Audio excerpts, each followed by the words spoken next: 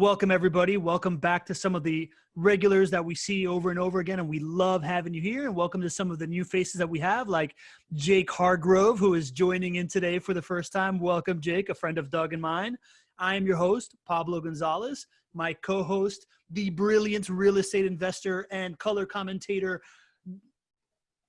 I just totally branked out. Greg Cohen. Say hi, Greg. That was the perfect intro right there. I mean, color commentator and not much more. That's your guy right here. The word I was going for was extraordinaire, but look at that. You already filled it. Because you're an extraordinary, you came and filled in.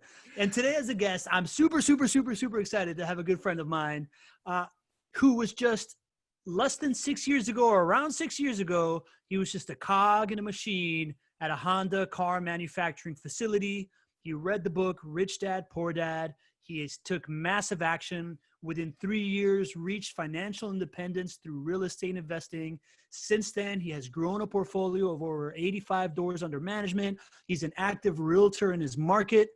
I like to refer to him as the Hulk Hogan of real estate investing because he is a real American hero representing that the American dream is alive and well, and it's living in Indiana.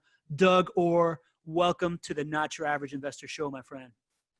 That is very impressive, Pablo. It is great to be here. It's great to have you, buddy. I think you need to do the Hulkamania thing right now. If you can do this, the Hulkamania thing, that would be incredible. Oh yeah, brother.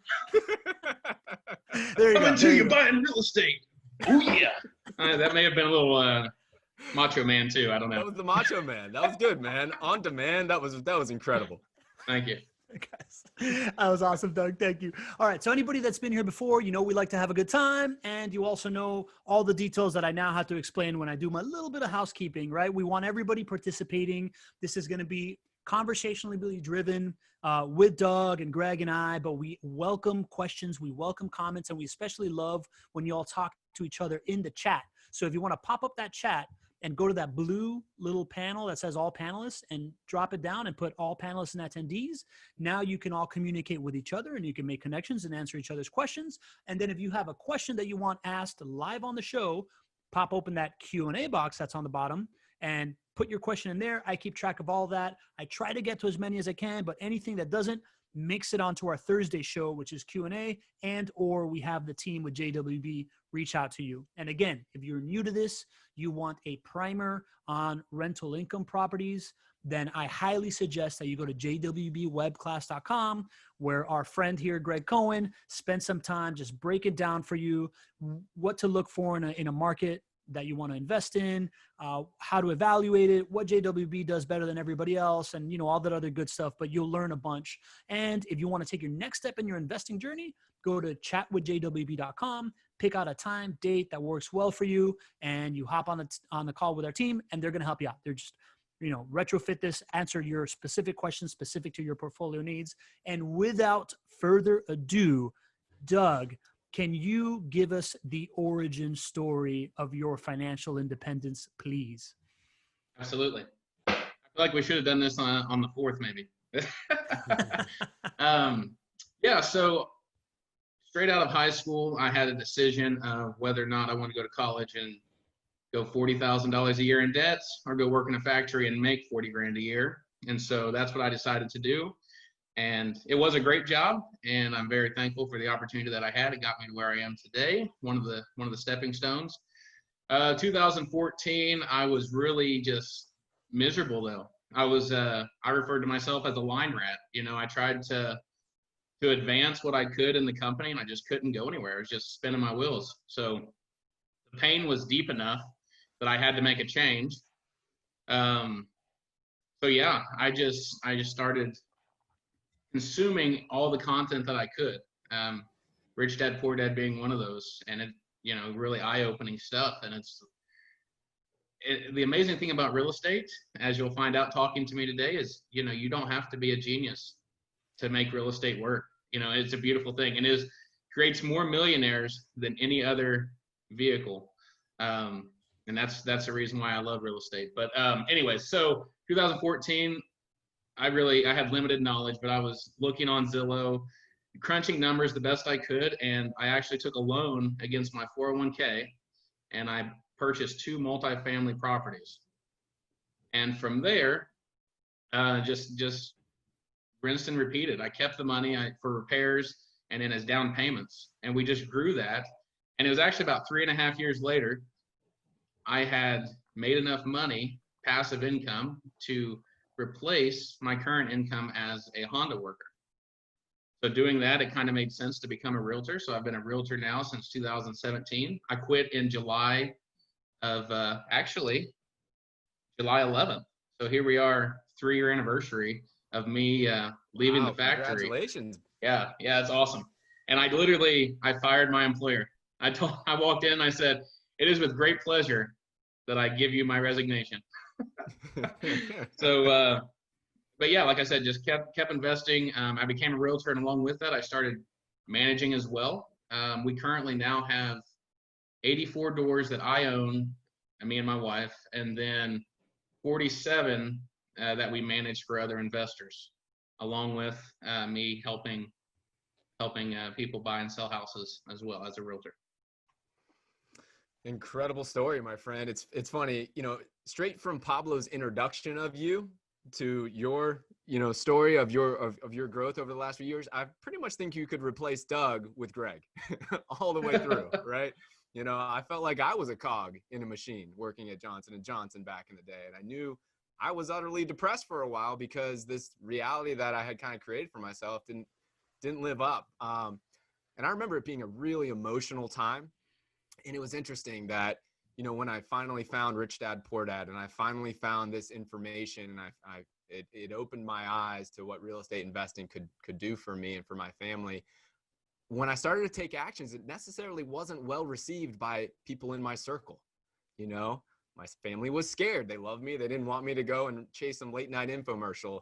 The people at my job where I eventually left, heard that I was interested in real estate investing and made a lot of fun of me. Like, serious, like there were some issues there. And even in my friends, like, nobody understood it. So what was it like for you in your social circles and your family circle when you made such big life changes? Well, I'll tell you, my wife, who wasn't my wife at the time, she was very supportive of me. It was actually something. So she's a little bit younger than me. I'm 32 now. She's 25. So I'm a cougar. At any rate, she gave me all of her life savings, and she was like right out, senior in high school. Actually, she was 18 still, and she gave me $2,000, which Wow. That's a lot of money, right? And she gave me all that as a down to put towards a purchase of a property.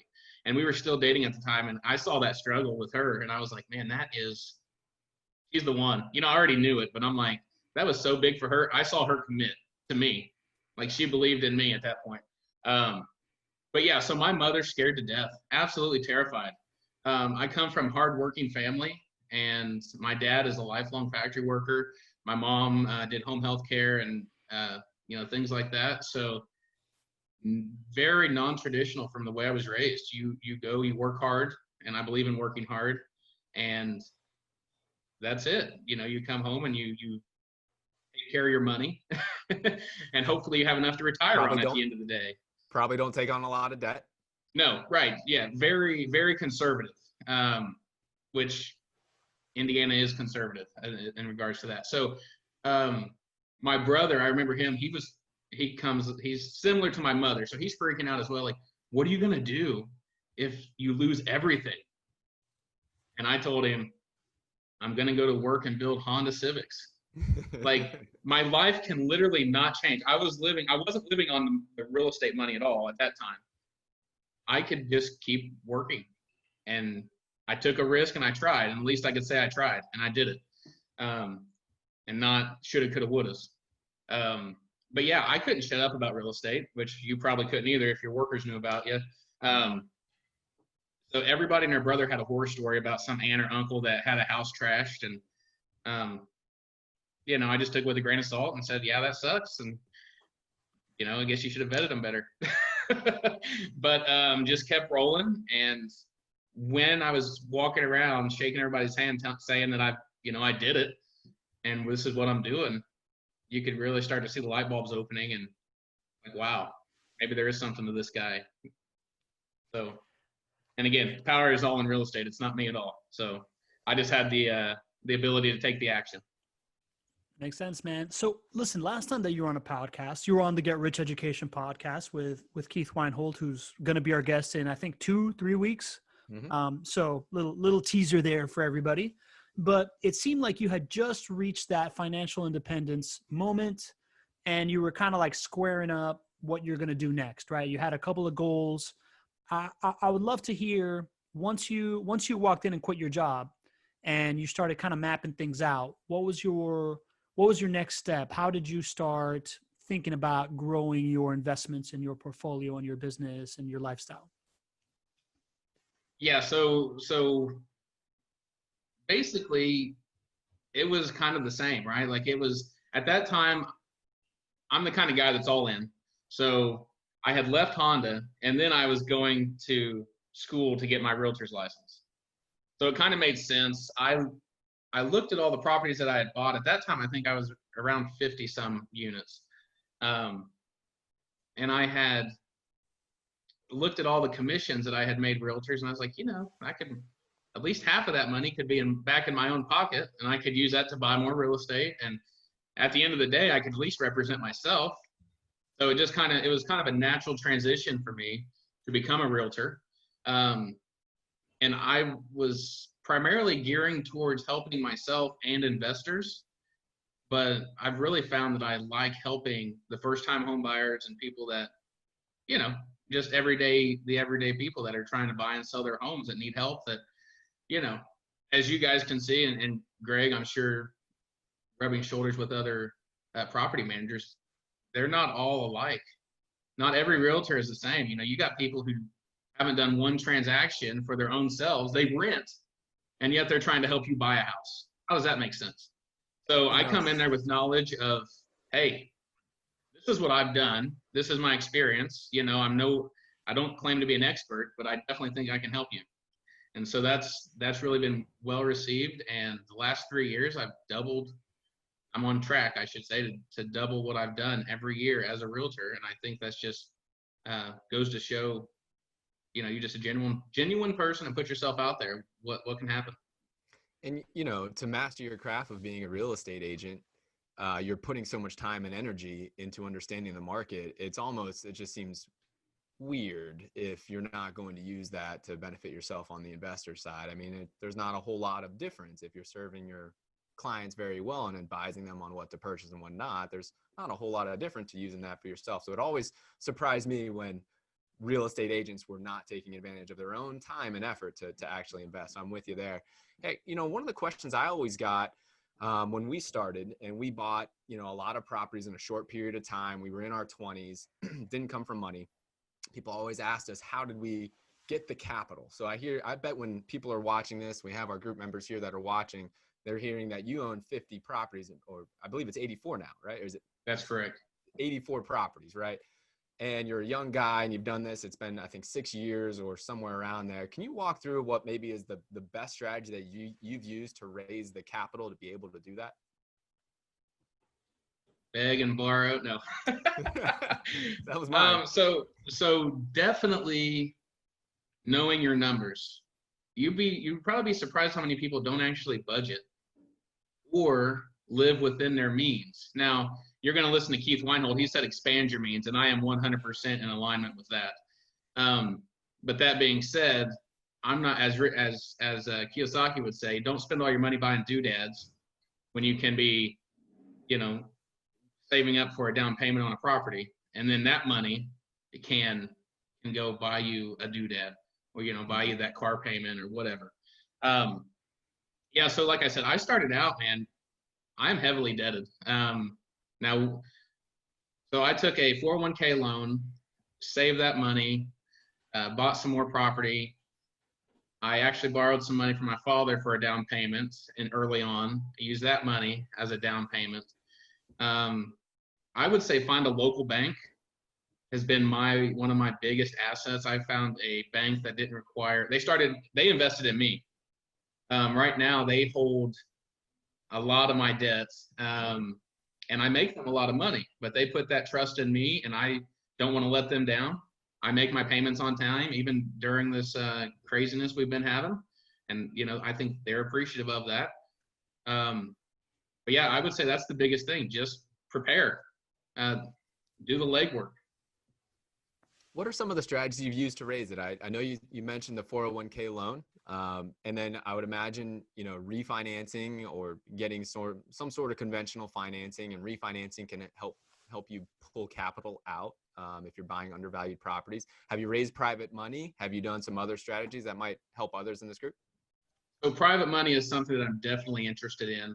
And that's something that I think that might be the next stage of what I'm trying to do. But yeah, so there's this awesome story. It was the second property that I bought. In 2014, it felt like I was the only person buying real estate at the time in my area. And man, it just, I wish those times were back, because Yeah. I didn't realize how good of a deal it was hard to make a bad move back then. At any rate, we had bought this property. It was a 3-unit, and we had put maybe $2,000 into it in repairs. It was already rented out. We got rents raised up to where they should have been, because it was, the rents were lower than as an older investor. So we got rents where they should have, made some minor repairs. A year later, we rehabbed the thing, or we refinanced the thing and pulled out 22 grand. And that was more than my original down payment on the property. So I was able to recoup that money, and I actually took that and I bought another house with it. So what that did, I was making, let's see, it was around $900 a month on that one. So when I refinanced, it dropped it down to $800. But the one that I bought, I was making another $800. Mm-hmm. So I turned that $900 a month, took that free money, and it felt like I was printing money at that point. It was one of the greatest feelings I ever had, besides, being married and having my children. Took that and I turned it into $1,800 a month. Yeah. And it was like this, or it was $1,600 a month. I'm sorry, which it blew my mind. Like, it made me giddy. Yep. And this is a strategy. This is a similar strategy to what we did when we started to build our own portfolio, right? We bought about 40 units in the first year and a half, and it's very similar to what you're talking about. And for those active investors that are watching right now, many times you can buy a property, and if you're able to buy it under value, you can then go and refinance it from the bank, right? And a lot of our clients do something like this too. We have clients, of course, that are buying passive income rental properties, but they also have an active business, just like Doug. And so if you do this and you do it right and you buy the property under value, maybe a year goes by and you get the property refinanced, you might be able to pull out enough, in this case, $22,000 for Doug, you might be able to pull out enough to use a down payment to go and then buy your next rental property. And you still have that initial asset that Doug's talking about that's positively cash flowing, right? That's what we did to get started. That is an incredible opportunity for you to be able to buy assets the right way and to be able to raise capital, smart debt, right? Inexpensive debt, to be able to build up your portfolio and get 5, 10, 20, maybe 50 rental properties before too long, right? That is a really great strategy. I hope everybody takes notice of that. Another thing I will say, that just back to my being conservative with what you're doing, you don't have to, just because you're making an extra $1,000 a month, you don't have to spend that money. You can save that up, use that, a year goes by, and that's your next down payment. Like, it's amazing how fast a year goes by, and you'd be amazed where you find yourself a year later. That makes a lot of sense, man. So Doug, in our previous conversations, I know that you are trying to build up your property management side of things. Sounds like you may be going into private lending and finding private money. Is there anything in particular that you're struggling with in that piece that maybe you and Greg can have a good conversation about?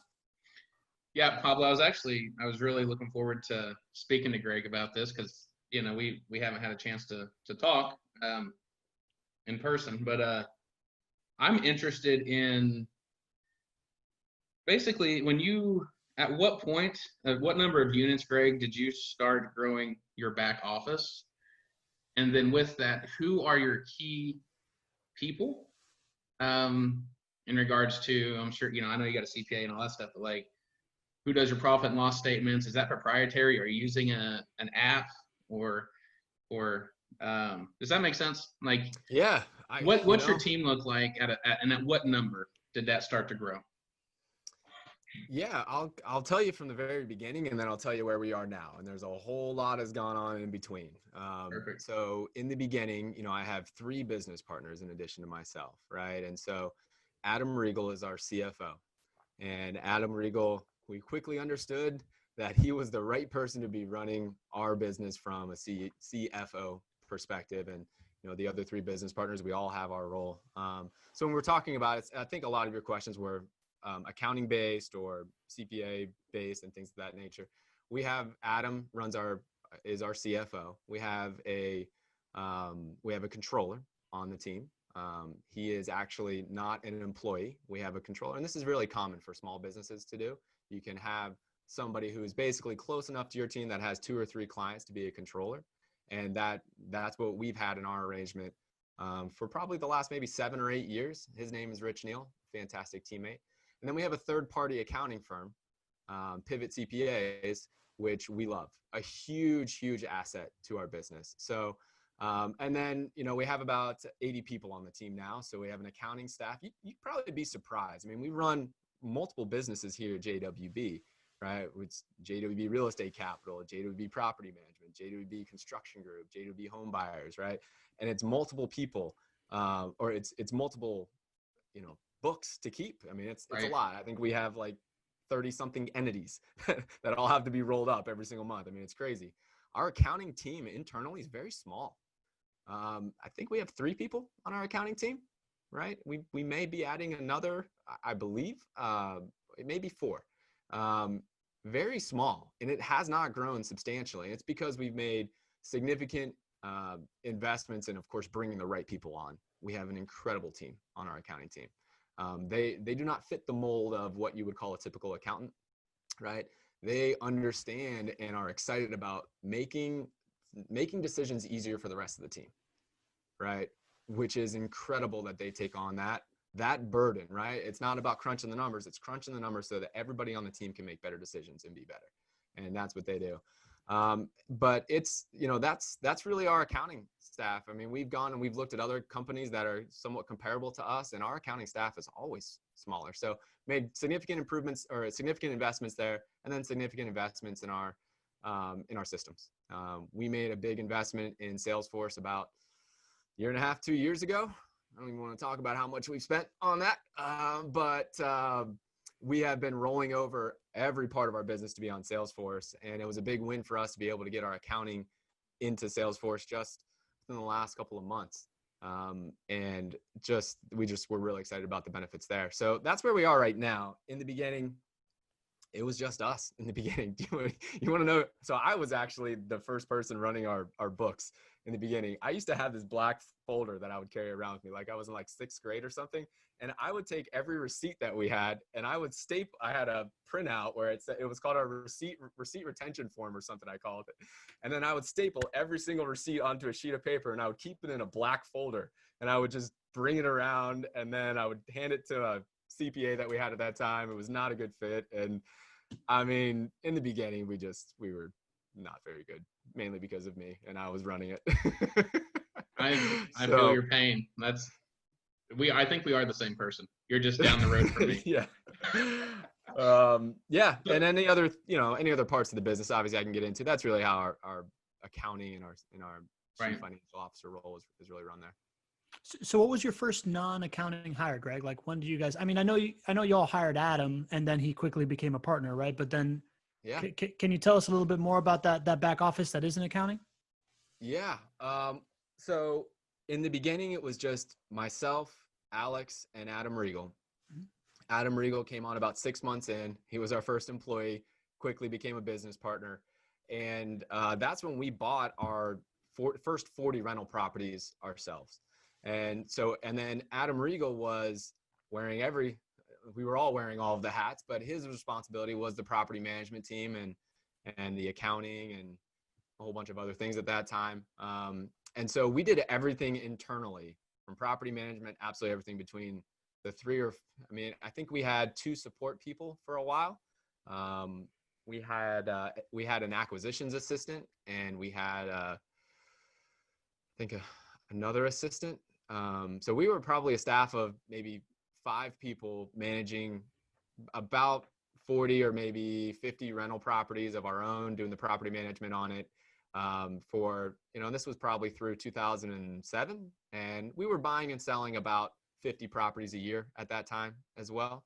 And, but the management quickly took its toll on us. And from that point, we realized that, well, we knew that we couldn't sustain this. So the first thing we did was what a lot of people think is that you can just go out there and find any old property manager and they're going to treat your property well and your portfolio well. And so we did that. We actually outsourced our own property management, call it 2007 or 2008. And we learned the hard way that not all property management companies think like we do now. They don't understand how to deliver a return on investment. And it was a really poor experience for us.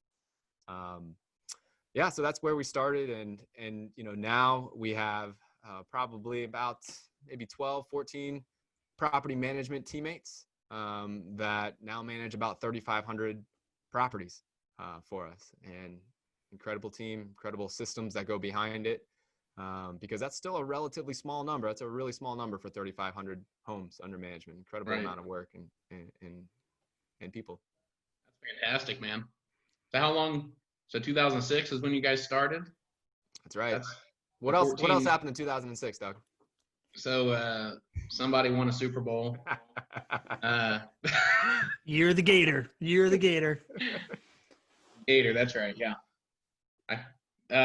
That's awesome, man. So that's fine. Yeah, that's fantastic. That gives me something to inspire too, man. That's 500 doors in my town is what I'm looking for, and I think 1,000 is like big picture for me. If not, but that's personal. Under management, I don't know, but I have a lot of infrastructure to grow. So I'm very impressed with what you've done and how quickly. Real quick, guys. I just want to jump in because we're at that half an hour mark, and I like to give instruction for anybody that only allotted a half an hour. We're going to continue with this conversation. We also have some user-generated questions we're gonna get through with Doug. We're going to talk about some like tax saving tips. I know you guys are both tax saving fanatics and how to grow your network and stuff like that. But if you have to get going and you want more of a primer on rental income property investing, go to that Jwbwebclass.com, and that'll be a great use of your time. And if you just want to hop on, you got a specific way you want to know if the amount of money you got saved up or however much you have in your RA, how it works for you, how to build that portfolio, go to chatwithjwb.com and pick your spot. And I'm going to get out of the way. I'm going to let you guys continue this magic. I think this is really interesting. Yeah. Well, so Doug, Paulo was telling me that you have some goals to be able to grow both your own properties under management, but also your property management company, right? So, and I got to tell you, I think that's a great move. Obviously, it's something we believe in, but it didn't come naturally for us. I don't think many real estate investors look at property management and say, hey, I'm going to crush it. I'm going to be the best property manager out there, right? It wasn't us in the beginning until we realized that we weren't going to be good at creating turnkey investments for folks unless we became great at property management. But I look back at it now and I think that was one of the best decisions, not only for our clients, but for JWB, because property management is consistent recurring revenue.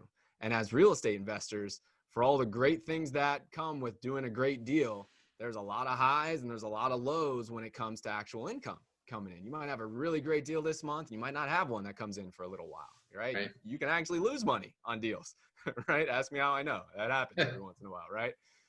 So it's a great business, but it's like this. And for us, property management brought some smoothness, some consistent revenue to it. And what that allowed us to do is to make better decisions, to be more confident in our decisions.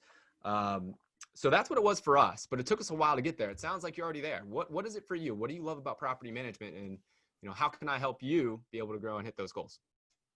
Well, I will tell you, it is a burden. I'm sure you feel it more than, so when I first started, the burden of somebody else's assets, me protecting them, it's kind of like the mother duck feeling, I guess, where if it's my rental, okay, yeah, I want to make money. But when it's somebody else depending on me, that's huge. And that's, hats off to you and anyone else who decides to do that. And they should take it seriously. And I know you guys do. It actually started as just a favor. I have a friend who married a girl out of Washington State, and her brother was looking into real estate, and he was looking at a $300,000 duplex that was cash flowing $100 a month. And I was like, and he said they're making offers sight unseen out there, and they're just trying to do appreciation, right? Like, and I'm like, listen, let me help you. This is, we can kill this, you know, and it's, and their money, Washington, as opposed to here, the money's not the same. So it's very easy for them to get into real estate here, especially when you're talking 20, 25% down payments, you know, on a $50,000 to $100,000 house, depending on what you're getting into. So that's actually how it started. It started as a favor. And this guy was so thrilled that he started telling his friends about it. So most of my people are from out west, and they just word of mouth. And, you know, I see myself growing to the Indianapolis market. I'm about 45 minutes southeast of there right now. And, you know, honestly, we don't have the infrastructure to support a large portfolio. Honestly, I mean, I've got a decent sized portfolio, but nothing where I want to be. And Indianapolis does have that. I think there's around 800,000 people that live there. So they, you know, they definitely could support. They could handle me jumping into the pond with them. So, but yeah, so I don't know if, again, back to that syndication, I don't know if there's something where I partner to grow, to buy an apartment complex or an apartment community with people. There's several things to think about, because obviously, you know, you can start off just buying a house here and there.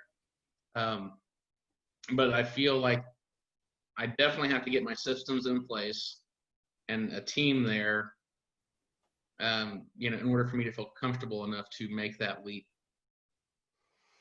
Doug, have you ever thought about private lending as a way to, with like your operational cash flow that isn't ready yet to go as you're looking to scale? Are you placing money in other places as well, or is it all going right back into your business? As of right now, it is going into the business. I'm actually looking into turnkey rentals, which is actually one, you know, Pablo, you've connected me there. Very interested in investing with you guys, and I'm very happy. Memphis is another place I've identified that I'd like to go. I don't know when you want to get into this, but I'm looking into lifestyle investing as well. But at any rate, yeah, I'm always. Let's get into that. Let's get into that. Tell me about that. Okay, so a very cool thing. So once you get to a certain point, I'm very thankful for where I'm at and what I've done. In the life that God has allowed me to live. But it's not all about money when you get to a certain point. And you know, when you start thinking about it, money is more like water. Like we call it currency. The market goes up and down, kind of like a wave in the ocean. I know you surf, Pablo, so you know the wave. Ride the wave, baby. I do. Yeah, I do. You know, and there's ebbs and flows with everything. A great YouTube video to watch is by Ray Dalio. It's called How the Economic Machine Works. It's about 30 minutes long. It gives a real good understanding of just the economy in general, from a 30,000 foot view. But so lifestyle investing, me and my wife have, and this is also, it came about because of a tax strategy. Investing where you want a vacation.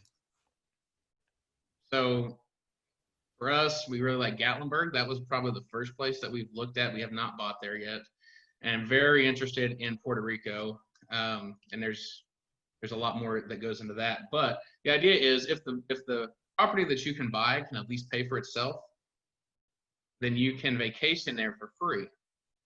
And any travel that you do, you're allowed to. And again, I'm not a CPA. I'm not a tax advisor. You probably shouldn't listen to me about anything. So seek professional counsel. This is just one guy's opinion. If you can go visit your investment for 14 days out of the year, and it can still be classified as an investment property to the IRS. So if you like to go to Gatlinburg, you go visit down there 3 or 4 weekends a year, hit those 14 days. your asset pays for itself, you're living for free and you're writing off your mileage or your airplane, your anything you do in the way of making money can be written off. How do you reconcile that with your conservative nature, right? Like we're learning now with coronavirus that Airbnb is not a bank, right? So is that something that's kind of like made you take pause on that, or how are you considering that stuff? Yeah, so that is 100%. Now with Puerto Rico, that is something, if you've ever been there, and you need to go if you haven't, it's a beautiful place. A lot of their buildings are multifamily. And so my thought there is, if you have 1 or 2 units that are traditional renters, and you're going to get some great rent because you're blocks away from the ocean. I mean, it's just gorgeous there. So you have 1 or 2 permanent residents living there, paying month to month, and then you can Airbnb a unit, and then from there it should be those. And Greg can talk more about this if I'm sure the deal you told him to go to. Those 2 permanent residents are making the good stuff. The cream is the Airbnb. Mm-hmm. Right now, it's definitely something to consider, but I would say those touristy parts, they may be having some discounts coming, which makes me excited because that airflow or the current. And you've also thought about moving to Puerto Rico because of tax reasons. Can you talk about that opportunity as somebody that is that has built a portfolio now? You are able to move wherever. What the opportunity is happening in Puerto Rico right now? Absolutely. So there's a few acts 20 and acts 22, and I believe there's some newer ones that more or less are the same. I believe Act 40 and Act 60. So if you are a permanent resident of Puerto Rico, moving there, you can't be a permanent. Unfortunately, if you already live in Puerto Rico, sorry, it doesn't qualify. But if you're moving to Puerto Rico and you live there 186 days out of the year, your income as an employee is 0. So there's 0 federal tax because Puerto Rico is not a state. So no taxation without representation. So there's 0 federal, and if you move there 186 days out of the year as an employee, you get 0 tax. If you start a business in Puerto Rico or move a business there and you hire at least 1 employee, there's certain levels. So I think 0 to 3 million is 1 employee, and then if you have more money going through there, then you have to have more employees. But if you have 4% corporate tax. So as an Indiana hillbilly, if you make $100,000 a year, you're paying about $27,000 in taxes between state and federal. If you go down there, I become a realtor down there and I pull in $100,000, 0 tax. And then any business that I start down there would be at a 4% corporate tax. Interesting. Would you be able to start if you're managing the properties in Indiana, but you have your back office in Puerto Rico, does that qualify as somebody that's a full-time investor? That is exactly right. There are very large companies that do that. They put their sales team in Puerto Rico. They do their software. I believe Microsoft has a company down there. A lot of big businesses will route some division through there to hit those savings. And I'm all for paying taxes, but I don't want to pay more than my fair share. So there is, if there's a tax loophole, if there's a tax advantage, and real estate's a great tax haven by itself, wherever you're at, you take advantage of that. Absolutely. Well, between real estate, even if you don't take advantage of some of these super advanced strategies you're talking about, tax savings in real estate compared to any other asset class is just unbelievable, right? The ability for you to be able to write off the things that you were talking about, your travel and things of that nature is great. And then the kicker is just the IRS allows you to depreciate things over time. And for those who aren't familiar, what that allows you to do in essence is to create a structure very similar to a 401k where you're deferring your taxes, because normally you have to pay taxes on the rental income that you earn every single year, right? But if you're able to write off a certain amount every single year. It can really offset the income that you earn, and you're deferring your taxes to the future. That's why we all love 401ks and IRAs, and that's what we all try to do more. We try to contribute more into that. Well, another way to contribute in a similar structure is to buy a rental property, right? And keep building up that portfolio. So when I was working at the factory, the biggest tax returns I ever had was when I started buying real estate. And until you mentioned this, I actually forgot. I would take those. I mean, I saw, whatever. It was large enough to make a down payment on a property. Mm-hmm. And that's another advantage. I was taking that. And so, and again, you bought a new property, so there's more tax savings along with cash flow. I mean, it's real estate's an amazing vehicle. And the thing about it is, like, me and you can talk about our journey in owning rental properties. And when I was 3 years in or 6 years in, like, my life hadn't changed, right? I did all this stuff. I bought these properties. I had all this debt. My life didn't change. My lifestyle didn't change. I don't know about you, but it doesn't seem like your lifestyle has really changed, which is a beautiful thing, right? But you see the big picture, right? That's why we work with our clients so that they can buy properties today, get assets in the portfolio. It's not going to change your life today. It's not going to change your life in 3 years, in a sense, right? It did change. You were able to leave your job, which is pretty awesome, right? But as far as the way you spend money and the things you buy, right? And it's a few $100s a month times however many properties you have. It's not going to change your life. But 5 years, 10 years, 15 years of doing the same process over time and really just riding a wave of positive things that are happening, right? Your debt is cheap to begin with. It's inexpensive to begin with. And as inflation happens over time, it gets easier and easier to pay it down. It devalues the debt. Values go up over time. Rents go up over time, like you're talking about here. And if you just focus on getting assets in your portfolio, especially if you're younger, you don't have to be a genius to succeed in rental properties, which is, I think, where we started there, right, Doug? That's exactly right. That's It's an why I like it amazing too. thing. It mean, a 30-year fixed, 25-year fixed interest rate. I mean, I would hope in 30 years that same mortgage payment's cheaper, right? Yeah. Inflation should, it's really taking what the government does. They've got their trillion, what is it? I don't even know how many trillions now that they owe. But they are deflating their debt away. And by us buying real estate, they are also deflating our debt away as well. And it's an amazing thing. And with that, as appreciation happens on our assets, that leaves an opportunity to refinance, buy another property with the house's money, basically. And again, like you said, the big picture. I mean, my kids aren't going to know the life that I had, which is the biggest thing. It has changed my family tree forever. And I'm totally grateful for it, and I'm glad God gave me the ability and the willingness to seek a new avenue other than just doing the 9-to-5 grind. And I think property management is a great way if you're scared of not knowing how to do everything. If you don't know how to fix a toilet, that's okay. There's people who have those skill sets who will vet a tenant that can put those right people in place, and you can still make money at the end of the day while you focus on your craft until you're ready for the next transition. It's true. Those people are at chatwithjwb.com. Just saying. Doug, we have a user question here. Leo is saying, "Hello, Doug. I'm really inspired by your story, as I'm also trying to do what you did with your 401k.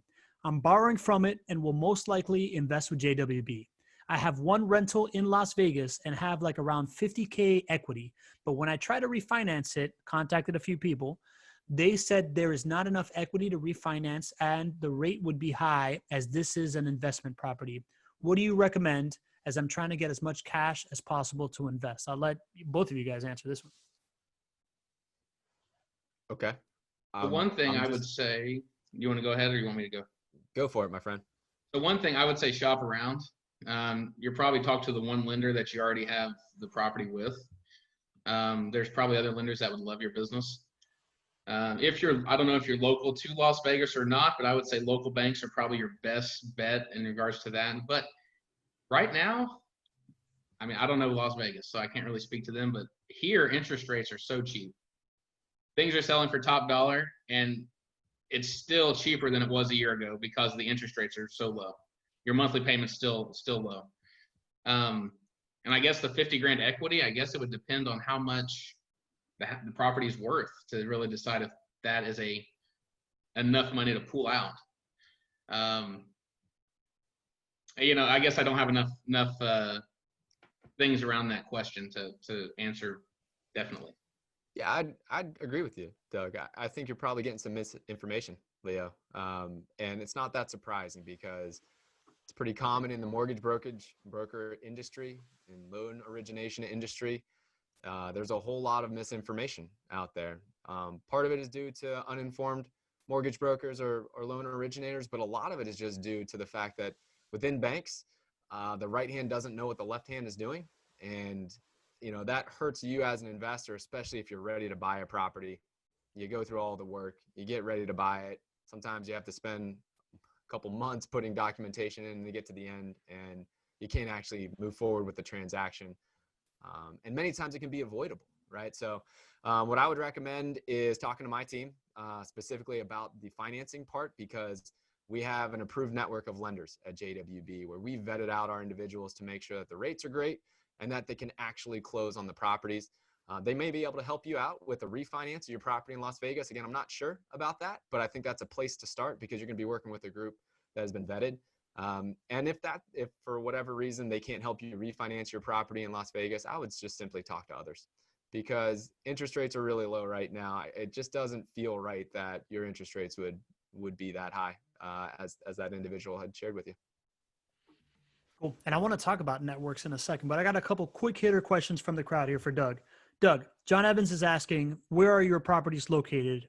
Since you started in Honda, do you have any in Ohio? Sounds like somebody's. That's basically where Honda has started. There's several factories there.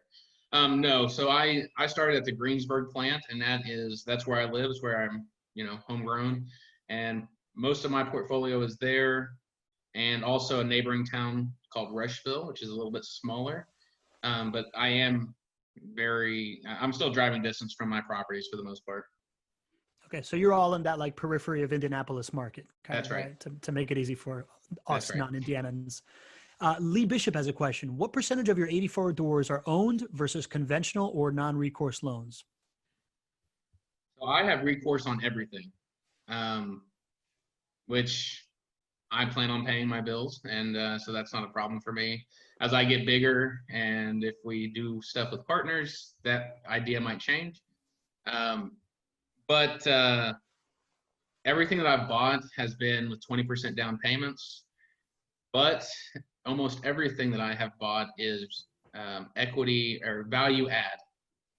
So I've really been able to add equity to my portfolio by putting in the sweat equity and getting the value of those properties to raise. I would say I hold about 60% debt if you were to have my current net worth minus my debt service.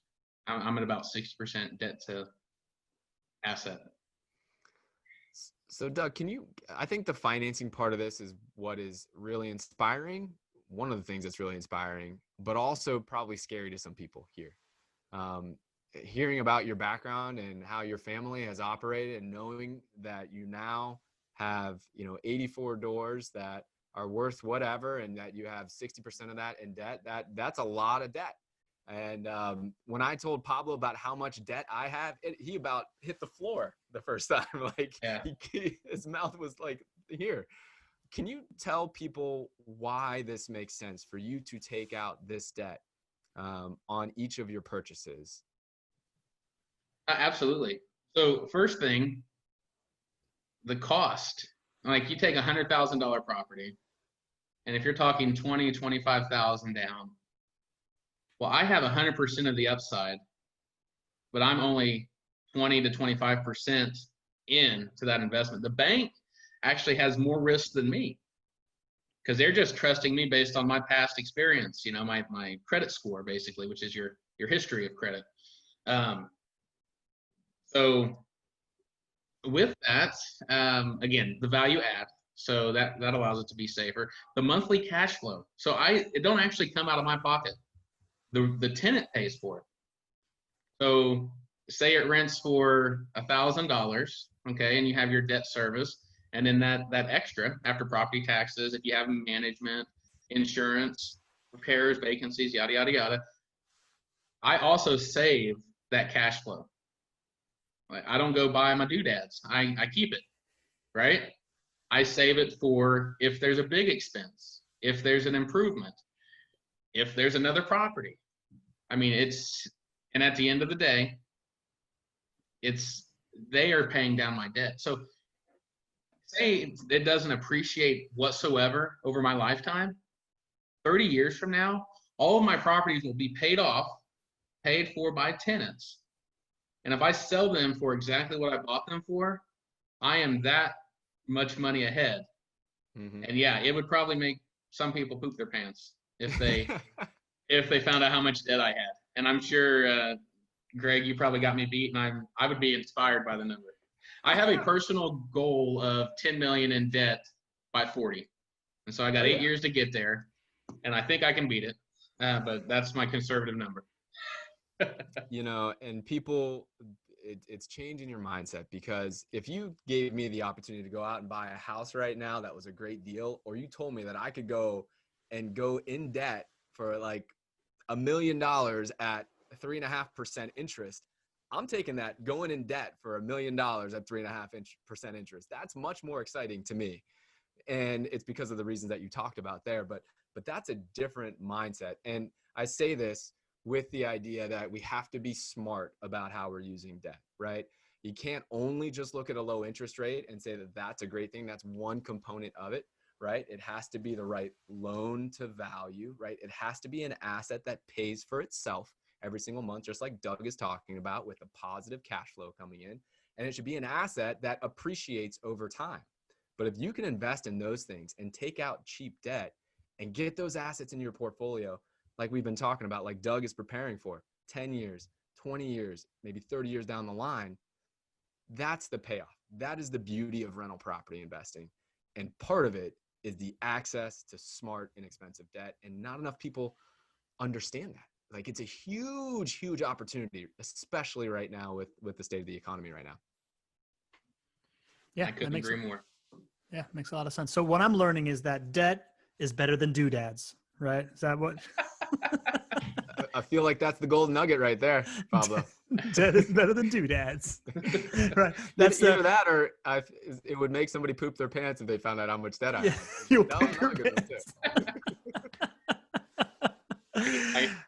I'm an open book, guys. I keep it real. I love it. I love it. Listen, Marilyn Cotterman, who is a regular here on the show, welcome, Marilyn. She says that she lived in Indianapolis for 28 years and lived in Greensburg, Indiana for about a year, small world. And she's also asking, have you done any self-directed investing, paying Roth or IRA cash? I have not. I looked into that when I left Honda. But what I ended up doing, ironically enough, probably not hard to fathom, I actually just cashed out my 401k, and bought more real estate with it. Now, there is a 10% penalty, as you probably are, you're all educated and are well aware. But my thought was, I'll take that 10% hit. I will make it back from my cash flow on this investment, and then I will have that money forever. And I don't have to worry about having a checkbook with the self-directed IRA. But I think that's a fantastic vehicle. If you've got a bunch of money sitting there, and especially with this crash that just happened, or dip, whatever they want to call it, a lot of people lost a lot of money here last couple of months. So, but real estate really hasn't been affected by that. So yeah, if you can do self-directed IRA, I would say that's a fantastic vehicle for you to get into some real estate. Yeah, Doug, we could have chatted about that too. I mean, there's ways to be able to buy rental properties, to do private lending within your retirement accounts, build it up, all that good stuff. So for those who are interested in investing with their self-directed IRAs, you can definitely talk to my team about it. There's ways to do it without taking a penalty as well. But I will agree with you, Doug, because you know what you're doing. If you still played it out where you probably took that penalty and put it into an asset class like rental properties over time, you're still probably going to win versus keeping it in your IRA and just investing in the ebbs and flows of the stock market over time. Yeah, I went into it with my eyes wide open. I mean, I did take that extra hit. and you'll feel that on April 15th or whatever day. But again, that's with the depreciation and different tax advantages of real estate. It's really not that bad. But again, consult a professional and tax a strategist, whatever. Talk to JWB about what they have available. But yeah, there's a million ways to invest in real estate, and there's none of them are wrong. It's because you're using that money and then you're going getting a really inexpensive loan with it. That's why even if you incur that 10% penalty, and I don't know the exact numbers, there's a decent chance you're going to make out even better than if you had just done what everybody else is doing and keeping it in the market there. So yeah, like I said, number of different ways to do it. And we can help you with any way you have. Love it. So we're wrapping up here. We got one more question. Roger, I think your question would be great for Thursday's show. I'm sorry that I'm not going to be able to get to it, but I'm taking note here. I'm definitely going to ask it on Thursday's show, which is also at 12:30 here. You're already registered for it if you want to show up. If not, we'll point you that way. But I just want to thank everybody for being here, right? We have still 36 people with us on a Tuesday afternoon. We always really, really appreciate this. We appreciate all of our regulars that come: Marilyn, Katie, Jane, John Evans, Lee. I see a lot of names here that we recognize from every week. Eddie Harris, you've been coming a lot. Really appreciate the support. Doug, we really loved having you on. I hope this has been a great experience for you. And like I said, this is just the beginning of starting the partnership here, and use Greg and JWB as a platform however you can, right? I know that you're growing your network, and we want to be of value to you as well. And we're going to give you a bunch of cool media assets from this. So anybody that gets to come on the show, that's what you get. And I just want to encourage anybody that if you want to have like a primer on all the stuff, go to jwbwebclass.com. If you want to have your question answered specifically, or like Leo's question of you're hearing something somewhere else and you just want to hear from a couple of experts, let us put you in contact with our network. And by that, go to chatwithjwb.com, book an appointment, hop on. We have a whole network of people that we can refer you to, or join our Facebook group as well. That works well too. Go to jwbfacebookgroup.com. We want to interact with you on a daily basis. It's been an absolute pleasure. Greg, I'm going to let you kind of have last word here. Yeah, Doug, it's been a great experience to get to connect with you. I've been looking forward to chatting with you for a long time now. And Pablo's been talking about this guy, Doug, that I got to meet. And yeah, man, it's been awesome. It's been fun to relive your experiences, because like I said, a lot of that was similar to mine, and such an emotional time and kind of like an awakening that I hope others on this group are able to kind of share in as well.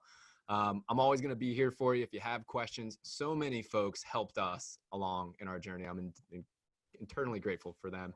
And if I can be of service to you as well, reach out to me, man. I'll certainly do whatever I can to help you, because I know you're going to have some great times and you're going to have some challenges, because that's what it's all about, brother. And thank you to everybody in the group. I want to let everybody know we've got some incredible guests coming up here, and I'm probably stealing a little bit of Pablo's thunder, but we've got some incredible shows. Of course, we do our show on Thursday at 12:30 that I hope you all will join. We do Tuesday and Thursday, but in the next coming weeks, we've got Ken Babby, who is the owner of the Jacksonville Jumbo Shrimp, the AA baseball team here in Jacksonville. He's going to be joining us on the show. We've got our former mayor, John Payton, who's the CEO of Gate Petroleum, is going to be joining us on the show. A lot of clients and also some JWB teammates that are going to be joining us in the coming weeks. So appreciate everybody being here. And we just want you to know that we're going to continue to bring your stories just like Doug and some local heavy hitters here that are really going to give you a good insight into what it means to be investing in Jacksonville. So appreciate all of you, and just looking forward to the next one. Yeah, man. And Doug, listen, we forgot to give you the opportunity. If anybody wants to connect with you, is there an easy way to connect with you, buddy? Absolutely. So if you want to, you can email me at Douglas, or that's 2 R's, ORR, at remax.net. If you want to email, you can look me up on Facebook as well. Instagram, I am _realtor with an extra R, play on my last name. But yeah, I'm on all the platforms. So love to talk to anybody outside of here. Great. Thanks, man. Greg, you forgot to say, we also have Keith Weinhold coming up in a couple of weeks. I think everybody knows his name. That should be pretty fun. And you and Keith are old time friends, right? So you guys talk often. I think it's going to be a really, really interesting episode. Got quite a lineup, my friend. So I'm excited about it. Quite the lineup. All right. Thank you, everybody. And we'll see you on Thursday.